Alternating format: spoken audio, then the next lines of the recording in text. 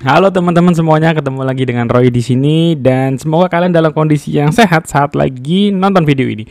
So, di video ini kita akan bahas mengenai quarter update, yaitu update di semester 1 ya, atau setengah tahun pertama untuk duo kertas INKP dan Tekim. Kalau teman-teman butuh pembahasan lebih detail, kalian boleh cek history video kita ya.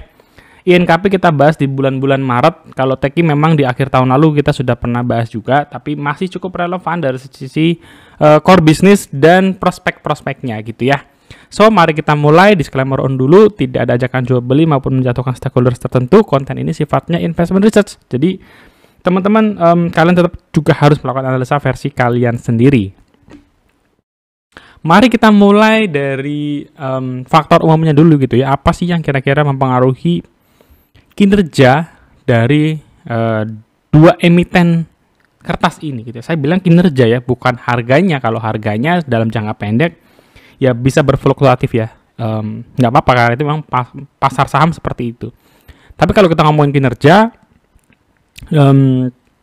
kertas ya, bubur kertas itu kategorinya adalah komoditas teman-teman ya. Di sebelah kanan ini adalah harga komoditasnya, di mana memang sejak mulai awal tahun ya, dari mulai Januari, harga komoditas kertas itu anjlok ya, kita bisa lihat, dan mulai sedikit rebound kembali setelah bulan Juni. Tapi meskipun demikian ya,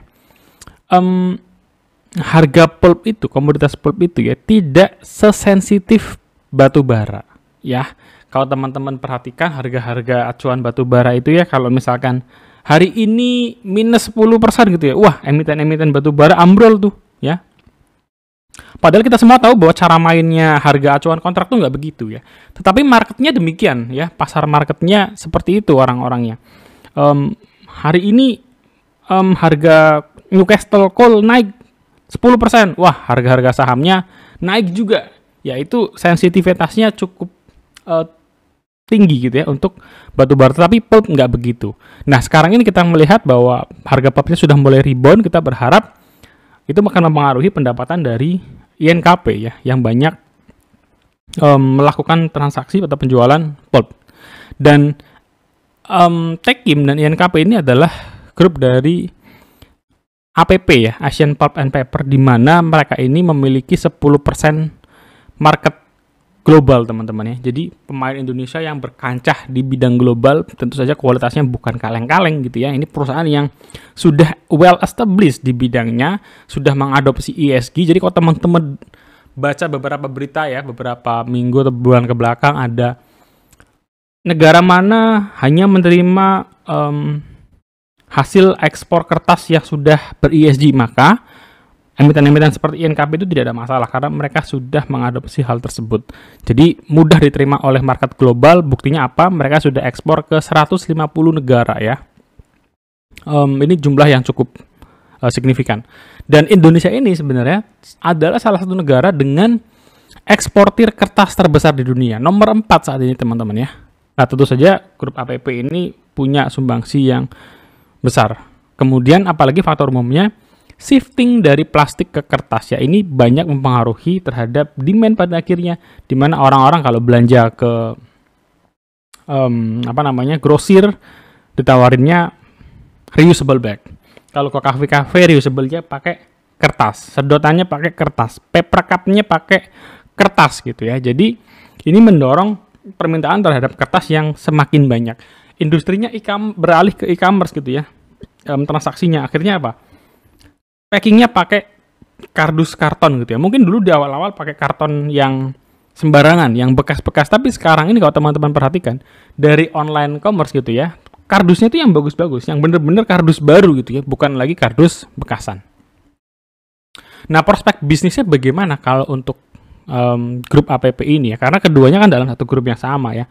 Pertama adalah kalau INKP itu kapasitas produksinya sudah hampir mentok. Itulah alasan mereka mulai bangun pabrik baru di Karawang yang akan menyumbang pendapatan dan beroperasi mulai kuartal 3 2024 bertahap sampai 2025. Pabrik baru ini teman-teman itu akan menyumbang revenue up to 40%. Jadi sekitar 20 triliun lah ya. Plus minus 20 triliun. Jadi di tahun 2026 INKP itu proyeksinya bisa lebih dari 70 triliun untuk revenue-nya ya. Kalau untuk Techim sendiri bagaimana? Mereka punya Oki Pulp and Paper Mills, di mana Oki ini juga mulai pelan-pelan memberikan revenue tambahan yang makin besar ya terhadap Techim, meskipun ada penurunan kadang-kadang, tapi it's okay. Jadi Oki ini juga beberapa tahun lalu sudah memperbesar kapasitas ya untuk pabriknya di Sumatera Selatan. Jadi secara kapasitas masih cukup oke. Dan kalau kita berbicara dua emiten ini, masa lalu dua emiten ini tuh terkenal dengan DER-nya yang besar, utangnya besar nih, emiten-emiten dua kertasnya Sinarmas gitu ya. Tapi sebenarnya sekarang sudah enggak lagi. Buktinya apa? Sederhana saja. Ini sebelah kiri adalah INKP, sebelah kanan adalah Techim ya. Ini I, ini T. Kita kasih tanda dulu. Ekuitasnya INKP makin tahun makin naik. Dalam beberapa tahun ke depan akan hit 100 triliun ya. Nggak banyak emiten di bursa yang ekuitasnya sampai 100 triliun. Tapi kalau kita lihat sisi yang lain, DER-nya artinya compare ke liabilitasnya makin turun teman-teman ya. Terakhir mereka punya DER satu kali itu mungkin di sini ya, 2019. Ini pun udah nggak satu ya, 0,9 mungkin ya, 0,19 sekian lah. Tapi sejak 2020 liabilitasnya mereka makin turun dan akhirnya sekarang di level 0,5 kali. Demikian juga Techim makin turun, sempat 1,5 kali di 2017. Habis itu turun terus. Artinya apa? Kemampuan perusahaan di dalam mengelola keuangan sangat-sangat bagus. Ekuitasnya makin gede, liabilitasnya makin turun. Gak heran INKP berani bangun pabrik ya. Karena ekuitasnya makin besar, utangnya juga udah turun. Meskipun mereka akhirnya buka lagi obligasi. Mereka buka pendanaan baru ya. Jadi pabrik baru ini bukan full dari ekuitas, tapi ada sebagian dari obligasi baru yang akan diterbitkan. Jadi memang perusahaan dalam kondisi finansial yang sangat-sangat sehat untuk saat ini. Nah, itu tadi background-nya teman-teman. Jadi kita sudah dapat gambaran ya, proyek bisnisnya akan seperti apa ke depan, kondisi keuangannya sekarang seperti apa, sehingga kita punya satu keyakinan emiten ini bakal melanjutkan kinerja baiknya gitu ya. Nah, di kuartal 2 atau kita langsung bungkus dengan H1 ya. Semester 1 tahun 2023 itu secara revenue, karena tahun lalu INKP itu all time high, ya sebenarnya sudah mulai agak peak nih, kecuali dapat pabrik baru, makanya mereka sudah mulai start kan untuk tahun depan mulai operasi. Jadi kalau kita lihat di sini sebenarnya secara revenue juga oke-oke aja. Mereka masih bisa mempertahankan kinerjanya yang tahun lalu dari si revenue minus 9%. Nah, apa sih yang menjadi kunci dari INKP? INKP itu adalah emiten dengan orientasi ekspor yang lebih besar porsinya daripada impor ya. Kalau kalian baca laporan keuangannya pun juga demikian. Di annual reportnya mereka menargetkan 60%-nya adalah di ekspor gitu ya. Nah, kalau kita lihat di sini untuk yang ekspor itu masih good gitu ya, masih bagus ya. Dimana tahun sebelumnya mereka mencatatkan ini dalam US dollar ya, 1 miliar dolar, tapi di tahun ini tumbuh 10-15% lebih. Jadi ini kinerjanya masih on track untuk INKP karena berhasil mempertahankan pasar ekspornya gitu ya, bahkan nambah. Tapi yang menjadi case adalah market domestiknya melemah teman-teman ya. Market domestiknya melemah, turun kurang lebih mungkin sekitar hampir 20% ya, 15-20% di market lokal. Ini yang membuat kinerjanya tertekan. Apalagi dengan pendapatannya turun 9%, efek terhadap laba bersihnya ternyata cukup signifikan teman-teman. Di mana INKP harus mengalami penurunan laba bersih ya dibandingkan periode yang sama tahun lalu, minus 39%. Apa yang terjadi? Terjadi yang namanya rugi dari selisih kurs sebesar kalau dirupiahkan 939 miliar. Ini jumlah yang cukup signifikan karena kalau tanpa ini berarti ya tinggal tambahin aja laba sekarang ya ditambah dengan kurang lebih 1 triliun ya dari rugi selisih kursnya. Apalagi beban bunga meningkat. Jadi soal nggak beban bunga meningkat ini? Nggak ada masalah menurut saya. Perusahaan dengan DER-nya 0,5 kali sudah mampu menurunkan ya dari 1,5 kali DER di mungkin 7 tahun yang lalu sampai sekarang dari 0,5 kali, itu menunjukkan bahwa perusahaan sangat bagus dalam mengelola keuangannya gitu ya, khususnya dalam manajemen utang. Dan meskipun demikian, salah satu hal yang menjadi catatan positif adalah bahwa perusahaan mampu menekan gitu ya, khususnya BPP. Kalau kita lihat di sini beban pokok penjualan tidak terlalu memberikan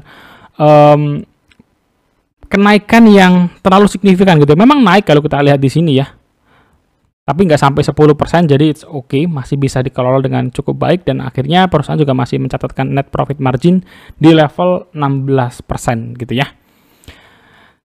Jadi untuk INKP cepat saja, kita pernah bahas INKP ini Maret 2023 ya, beberapa bulan lalu. Waktu itu 7.400, harganya sedang turun-turunnya saat itu ya.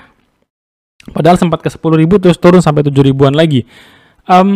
Waktu itu tuh yang jadi topik INKP di market adalah perusahaan ini bakal bikin pabrik lagi, terus kapan investor dapat duit karena dividennya toh juga kecil. Menurut saya nggak jadi soal, karena untuk emiten seperti INKP maupun Tekim, kita nggak bisa terlalu rely sama dividen ya, tapi saya lebih condong untuk capital gain. Jadi kalau teman-teman suka sama dividen, ya simple aja, ini emiten nggak terlalu cocok buat kalian gitu. Jadi kalau kalian lebih mengutamakan dividen, masih banyak kok emiten lain yang cocok. Tapi kalau untuk INKP yang saat ini sedang mencoba untuk growth, meningkatkan kinerjanya gitu ya, dengan mencoba bangun pabrik baru, saya berharap bisa memberikan return, paling nggak capital gain-nya naik karena kinerjanya yang semakin bagus gitu ya. Jadi untuk saat ini di harga 9.800 kita hold aja untuk emiten INKP ini. Targetnya 14.000 sampai 16.000. Kalau kita ngelihat PI-nya dia dalam 5 sampai berapa tahun ini, saya tarik mundur sampai 2017, sudah ada di kisaran fair price-nya dia. Ya, sudah di kisaran fair price-nya berdasarkan MIPI 5 tahunan. Jadi kalau untuk INKP hold saja, kita akan coba evaluate lagi di kuartal 3 dan kuartal 4. Saya rasa bisa ada peningkatan kinerja lagi ya di akhir tahun 2023 ini. Lanjut, yang kedua adalah Tekim. Sebenarnya Tekim juga mirip-mirip dengan INKP ya. Kalau kita ngomongin dari sisi pendapatannya minus, lebih besar ya, minusnya 16%. Market domestiknya juga melemah gitu ya. Market domestiknya melemah, meskipun kalau kita ngeliat di sini market ekspornya kalau INKP bertumbuh, Tekim minus dikit, minus 2%-an lah. Tapi market lokalnya memang turun hampir 20% juga. Jadi industri dalam negeri kita untuk kebutuhan kertas lagi turun. Jadi INKP turun, Tekim turun, wajar. Mungkin kalau kalian cek ke emiten yang lain juga kondisinya sama. Silahkan dicek lagi ya teman-teman. Nah, bagaimana dengan ini bukan INKP ya, ini Tekim, kita sudah pindah di Tekim sekarang. Bagaimana dengan labanya? Labanya turunnya juga signifikan ya.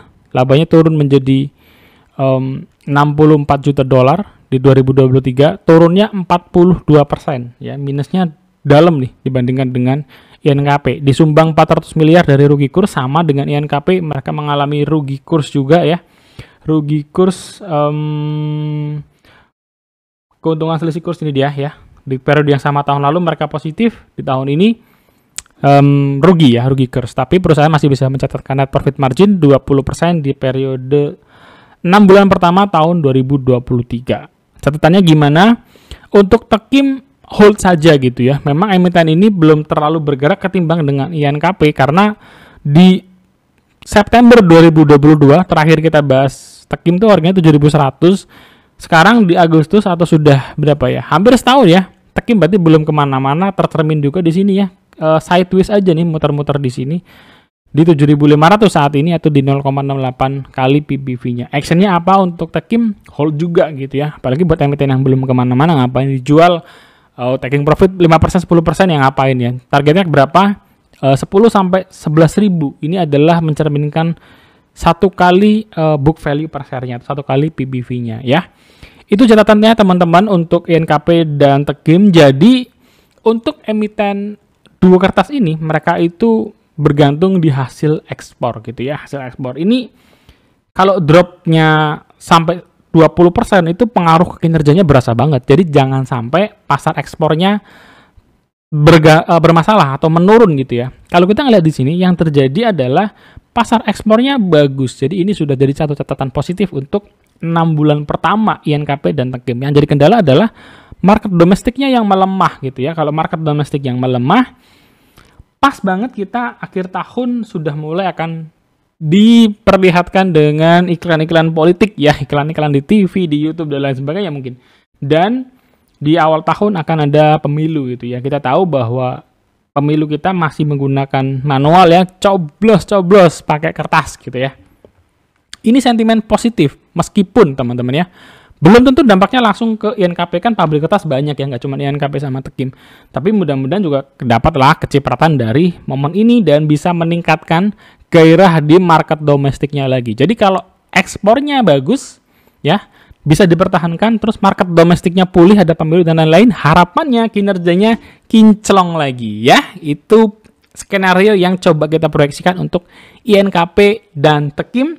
Terus kalau teman-teman bank kemarin INKP sempat 10.000, terus sekarang balik lagi, terus sempat turun lagi ke 7.000, sekarang 10.000 lagi, jual dulu nggak ya? Gitu kan?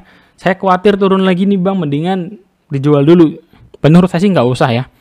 Tetap kita hold dulu. Kalau kalian nggak hold, milih untuk lepas sekarang, nanti kalau turun 5% dari harga sekarang, tiba-tiba naik lagi, nanti kalian kelewat dapat bagian. Tapi saya kembalikan lagi ke teman-teman.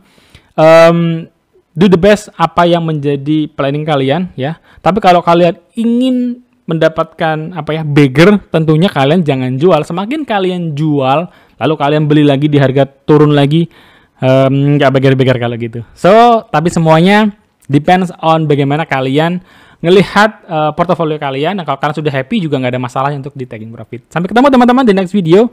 Komen di bawah kalau apalagi yang akan kita bahas. Saya masih ada Archie, Elsa, dan sektor consumer goods yang akan dibahas next untuk update kuartal 2. Jangan lupa subscribe, share, like, dan diskusi di kolom komentar. God bless you guys. Bye.